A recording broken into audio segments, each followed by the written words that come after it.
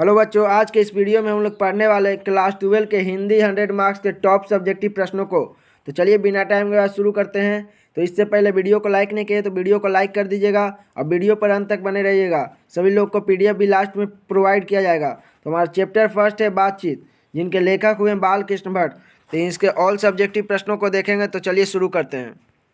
तो आज का हमारा फर्स्ट नंबर प्रश्न कह रहा है, अगर हम में वाक शक्ति ना होती तो क्या होता।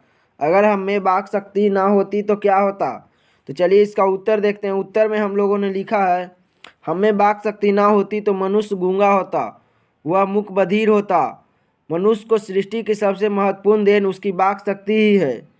इसी वाक शक्ति के कारण वह समाज में वार्तालाप करता है। वाक शक्ति ना होने के कारण वह समाज में वार्तालाप नहीं कर पाता।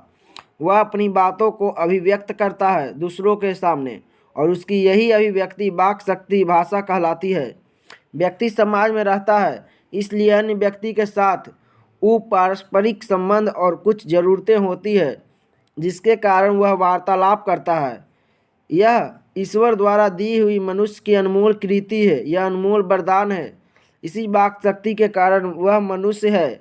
यदि हम में इस वाक शक्ति का अभाव होता तो मनुष्य जानवरों की भांति ही होता। अगर हम लोगों के पास वाक शक्ति नहीं होती, बोलने की शक्ति नहीं होती, तो हम जानवरों के भांति होते।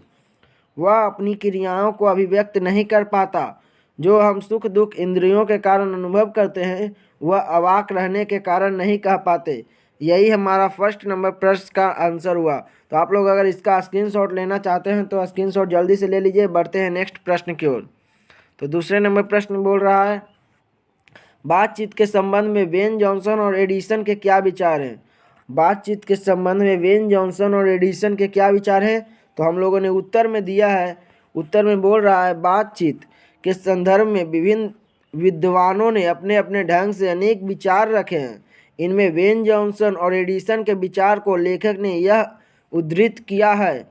वेन जॉनसन के अनुसार बोलने से ही मनुष्य के रूप का साक्षात्कार होता है। वास्तव में जब तक मनुष्य बोलता नहीं तब तक उसका गुण दोष प्रकट नहीं होता। दूसरे विद्वान एडिसन के अनुसार असल बातचीत केवल दो व्यक्तियों में हो सकती है।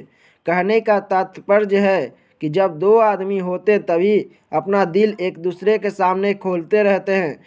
तीसरे व्यक्ति की अनुपस्थिति मात्र से ही बातचीत की धारा बदल जाती है। जब चार आदमी हुए तो बेतकल्फी का स्थान फॉर्मेलिटी के लिए होती है, अर्थात बातचीत सारगर्भित न होकर मात्र रस्म अदायगी भर रह जाती है। तीसरे प्रश्न की ओर बढ़ते हैं। उससे पहले अगर आप इसका स्क्रीनशॉट लेना चाहते हैं तो ले लीजिए। तो हमारा तीसरा नंबर प्रश्न कह रहा है, आर्ट ऑफ कन्वर्सेशन क्या है। आर्ट ऑफ कन्वर्सेशन क्या है। तो इसका उत्तर हम लोगों ने लिखा है, आर्ट ऑफ कन्वर्सेशन का अर्थ है वार्तालाप की कला। आर्ट ऑफ कन्वर्सेशन का अर्थ है वार्तालाप की कला, बोलने की कला। आर्ट ऑफ कन्वर्सेशन के हुनर की बराबरी स्पीच और लेख दोनों नहीं कर पाते। इस हुनर की पूर्ण शोभा काव्य कला प्रवीण विद्वान मंडली में है। इस कला की माहिर व्यक्ति ऐसी चतुराई से प्रसंग छेड़ते हैं कि श्रोताओं के लिए बातचीत कर्णप्रिय तथा अत्यंत सुखदायी होती है। सुहृद गोष्ठी इसी का नाम है। सुहृद गोष्ठी की विशेषता है कि वक्ता के वक्तृत्व का अभिमान या कपट कहीं प्रकट नहीं होता। पता था बातचीत की सरसता बनी रहती है। कपट और एक दूसरे को अपने पंडित्य के प्रकाश के परस्पर करने का संघर्ष आदि रसभास की सामग्री आर्ट ऑफ कन्वर्सेशन का मूल मंत्र होती है। यूरोप के लोगों का आर्ट ऑफ कन्वर्सेशन जगत प्रसिद्ध है। यूरोप के लोगों के लिए आर्ट ऑफ कन्वर्सेशन जगत प्रसिद्ध है। यही हमारे तीसरे नंबर प्रश्न का आंसर हुआ। चाहे तो आप इसका स्क्रीनशॉट ले सकते हैं। बढ़ते हैं नेक्स्ट प्रश्न की ओर। तुम्हारा 4 नंबर प्रश्न कर रहा है, मनुष्य की बातचीत का उत्तम तरीका क्या है हो सकता है। इसके द्वारा वह कैसे अपने लिए सर्वथा नवीन संसार की रचना कर सकता है। तो हम लोगों ने उत्तर में देखा, आप लोग को आशा करता हूँ आप लोग को साफ साफ दिखाई दे रहा होगा। तो उत्तर में लिखे हैं, मनुष्य की बातचीत का सबसे उत्तम तरीका उसका आत्म वार्तालाप है। वह अपने अंदर ऐसी शक्ति विकसित करे जिस कारण वह अपने आप से बात कर लिया करे। आत्म वार्तालाप से तात्पर्य क्रोध पर नियंत्रण है, जिसके कारण अन्य किसी व्यक्ति को कष्ट ना पहुँचे, क्योंकि हमारी भीतरी मनोवृत्ति प्रति क्षण नए नए रंग दिखाया करती है, वह हमेशा बदलती रहती है। लेखक इस मन को प्रपंचात्मक संसार का एक बड़ा भारी आईना के रूप में देखता है, जिसमें जैसी चाहो वैसी सूरत देख लेना कोई असंभव बात नहीं।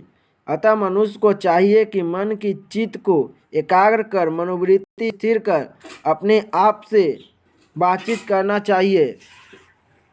इससे आत्म चेतना का विकास होगा, उस वाणी पर नियंत्रण हो जाएगा जिसके कारण दुनिया में किसी से ना वैर रहेगा और बिना प्रयास के हम बड़े बड़े अज्ञेय शत्रु पर भी विजय पा सकते हैं।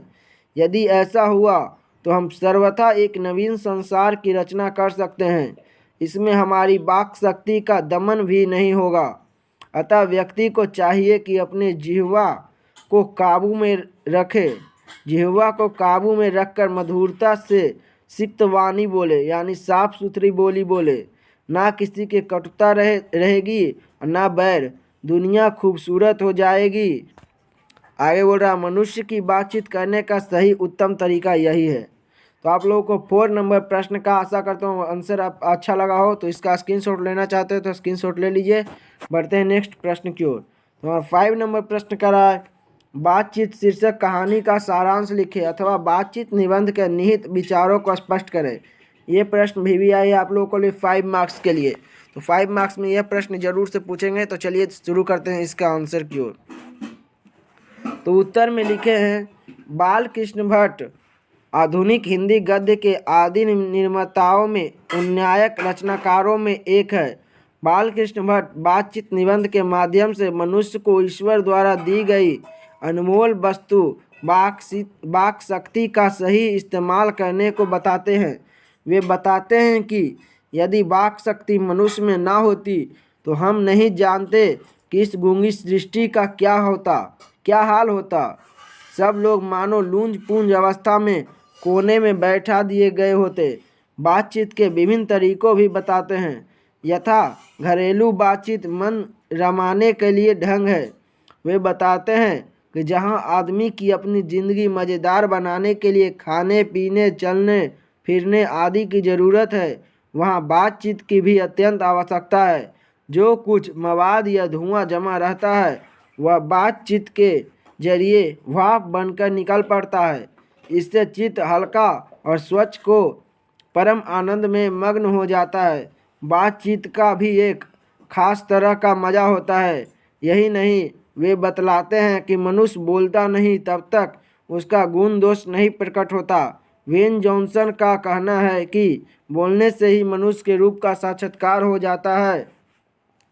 वे कहते हैं कि 4 से अधिक की बातचीत को केवल राम रमैला कहलाएगी।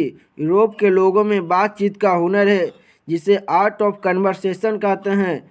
इस प्रसंग में ऐसी चतुराई से प्रसंग छोड़े जाते हैं कि जिन्हें कान को सुन अत्यंत सुख मिलता है। हिंदी में इसका नाम सुहद गोष्ठी है।